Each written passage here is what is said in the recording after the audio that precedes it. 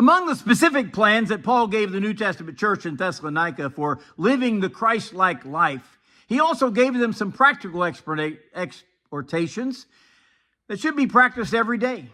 Good morning. This is Pastor Ernie Lewis of the Blue Point Church in Sisney, Illinois, with your thoughts from God's Word for Friday. You know, many of these exhortations to the church and to believers dealt with how they treat others or how they react when others mistreat them.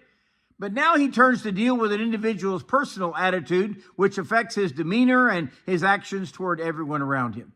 He starts out in 1 Thessalonians 5:16 by saying, rejoice always. And this does not just always mean be happy. Joy is actually a state of mind or a state of bliss that dwells in a person's heart. This is not a feeling that's affected by circumstances around us every day. Some things may happen that don't make us very happy, but we can still have joy. And the real idea of rejoicing is to show great joy or delight to others around us.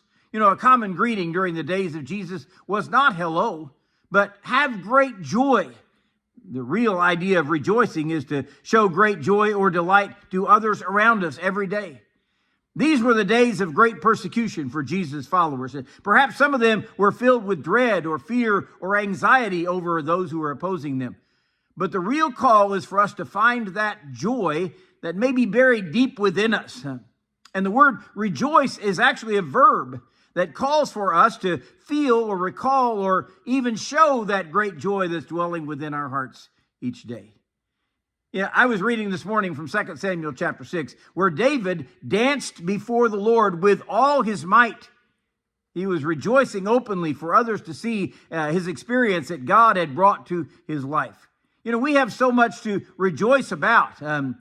We often miss it. Or maybe it gets buried beneath our weary, our fear, pending gloom and doom that robs us of our joy. We should rejoice that God, our Creator, cares about us very dearly.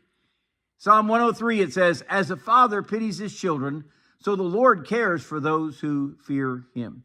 You know, we should rejoice that even when we're suffering or struggling, God still knows all about it.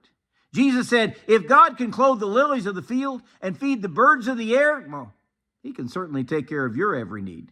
We should rejoice that God's Son, Jesus Christ, came to this earth to live among men so that he could die on the cross to pay for every sin of man.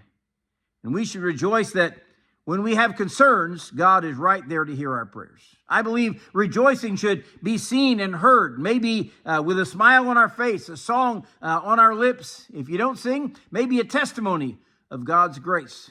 And the admonition is rejoice always, which means in good times or in bad times.